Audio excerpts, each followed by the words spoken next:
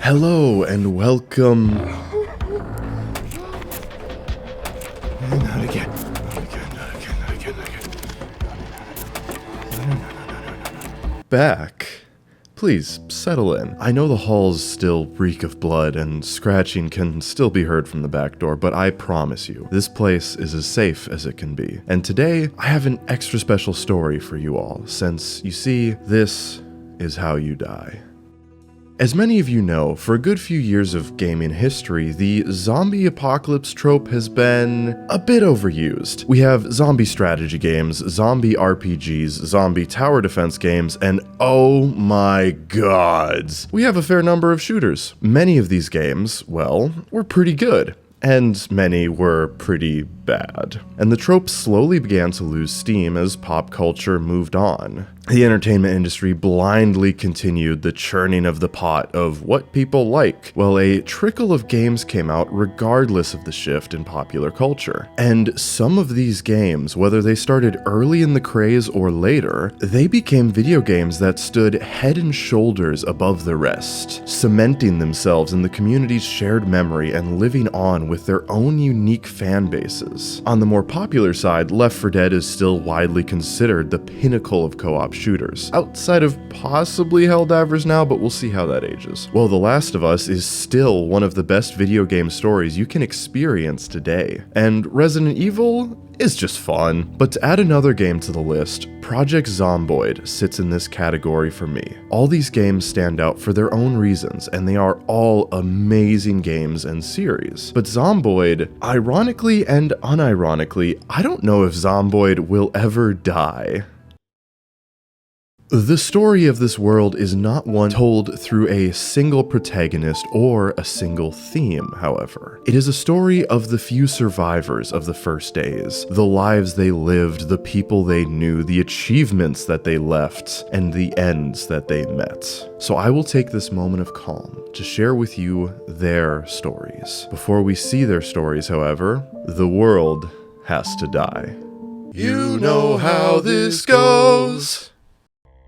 Donnie Self was a petty thief who, through no fault of their own, found themselves in the home of a deputy with his jacket, handgun, and keys. Hearing the numerous and horrifying requests and pleas for help from the deputy's home radio was enough to convince Donnie to stay in the house, let things sort themselves out without him. After everything went quiet, however, Donnie realized what was happening. Just like the people who occasionally pleaded over the radio, no one was coming for him. Tucking everything useful he could find in the house into a police jacket that he found in the closets, Donnie moved out. Mr. Self, you see, has experience working with locks and cars and knives. He's a professional, so holding full confidence in his abilities, he heads towards the town center. He knew that there would be food, weapons, and things he would need to hunker down, and he had been watching these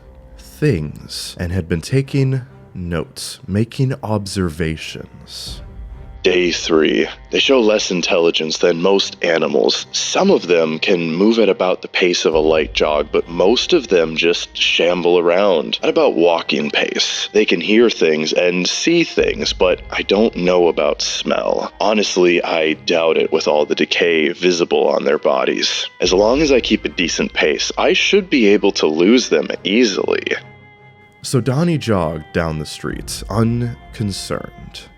unconcerned about the crowd that he was slowly building up behind him. As he drew closer, he saw a large building with a garage on the side. He figured this would be as good an opportunity as ever to ditch the crowd. He ducked around the corner, sprinting into a building. He moved like the cat thief he saw himself as and secured himself in the garage, locking the door behind him. Taking a moment to catch his breath, his rest was interrupted as the main door creaked under the pressure of multiple zombies. He realized then that he had not lost the crowd out front of the shop. Collecting himself, however, Donnie builds up his spirits. He reminds himself of his speed, his wit, and his guts. Though he may have been a dredge to society in the old world, he would seize his destiny here in this new world. Pressing the button for the garage door heading out the back, Donnie marveled at his genius and was grabbed by several zombies that had been waiting outside the whole time. Editor here. Let me give you a little context here. Zombies, you see, since they can't move like the predators of the past, they simply don't hunt like them. Instead, they hunt like early humanity. Once they are aware of a living being that they consider to be food, they will pursue it forever. They will walk and walk and walk, and if they don't see you, they will proceed until they find something, or give up and waits in ambush for you to double back. A lesson from humanity's past that now must be learnt again, not as the predator, but as the prey, if you want to survive. Rick Lister was an asshole. He was a stuck-up prick who always thought he knew the best. The kind of man where you wonder how they survive in a civilized world. But Rick, you see, was also lucky. Rick was lucky because he found an old friend of his. Teaming up, they made sure to alert as few zombies as possible, and they moved from building to building, gathering resources and scouting for a good place to stake a claim while covering each other's backs. While digging through a work shed, Rick found himself a mighty weapon. A pristine sledgehammer. Despite his companion's apprehension, Rick ran around with this tool, acting like a Viking berserker, killing all he could find, until a fight got just a little out of hand and more zombies poured into the growing crowd hunting the pair. While his comrade tried to cut and run, Rick, ever the prick, decided he could catch up a little later, and left his friend to fend for himself while he lived out his violent fantasy, dragging zombies up into a nearby shop. He killed zombies one after the next, dodging in and out of buildings. That is, until his arms grew weary, his lungs burnt, and his legs started to shake. In that moment, and watched the zombies pile in one after another. His last wish, as he had a hard time lifting the sledgehammer, besides wishing not to die, of course, was to not be alone, as the horde devoured him. Now, what was his mistake? Besides being such a shit person, he left the only person who could stand being around him to fend for himself. Well, he didn't lift. Heavy weapons are just that, heavy. And just like in... hold on. The plane we know as reality. If you want to swing away all day or run for hours on end, you gotta work for it. You know what? I think we all know where this is going. Let's do some quick fire rounds, shall we? April McNeil was a firefighter who met up with what remained of her crew and secured a fire station as a base of operation. They lived honest lives, scavenging for what they could, securing doors and windows, and making a home where they knew they would not be directly attacked by zombies while eating or resting. Until they got word that there was a massive amount of weapons, food, books, and smokes stockpiled and locked away in the county prison. They killed by the dozen, locking off crowds too large to handle and mapping out the prison room by room professionally. They made no grand, obvious mistakes. They just got unlucky. There was no way out.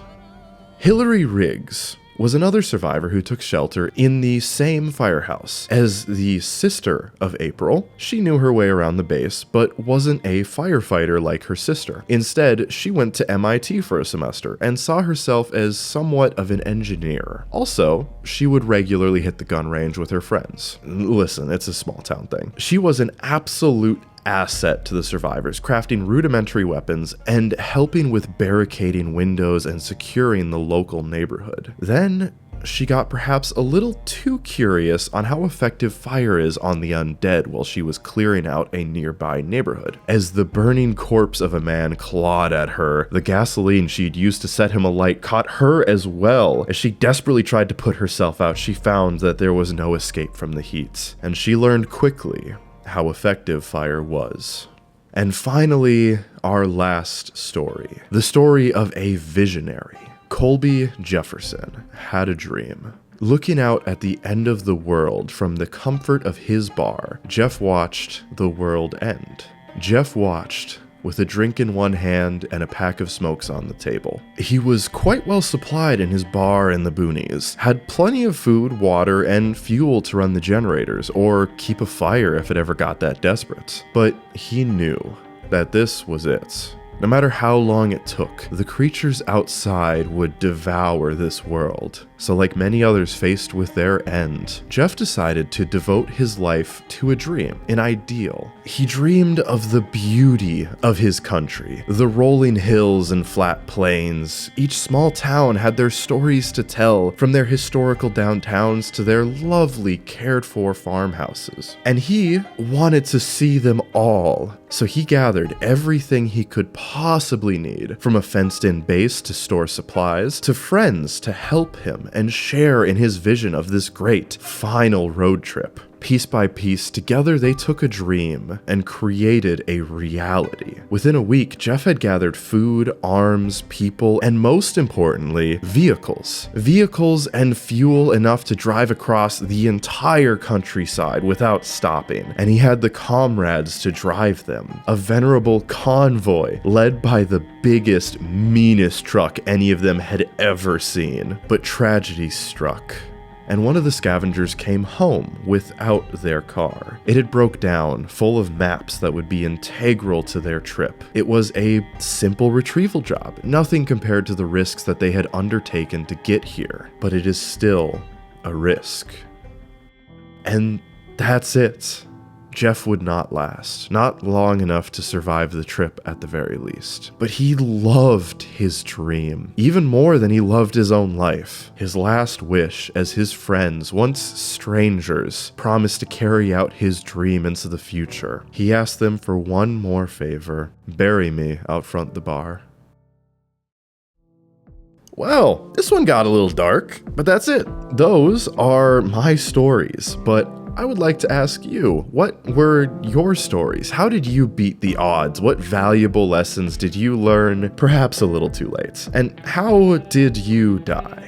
Anyway, thank you so much for checking out the video. Quick announcement though, we will see how it goes, but I am planning to start streaming a couple of times a week, probably after uploading a main channel video like this. I'm really not much of a streamer, if I'm going to be entirely honest, but pretty much every video I upload, every story I tell, you guys pop in with your own stories and worlds that words cannot describe how much joy I get whenever I get to read through those comments, to be a part of your little adventures as well. So, for better or worse, that's why I'm going to be streaming. So we can connect and you can tell me your stories and I can share a little bit of what I'm working on or what games maybe didn't quite make a good story. Or, you know, you can just pop in and say hi. That works too. Either way, I have been Nobody, and I will see you wherever our stories may lead.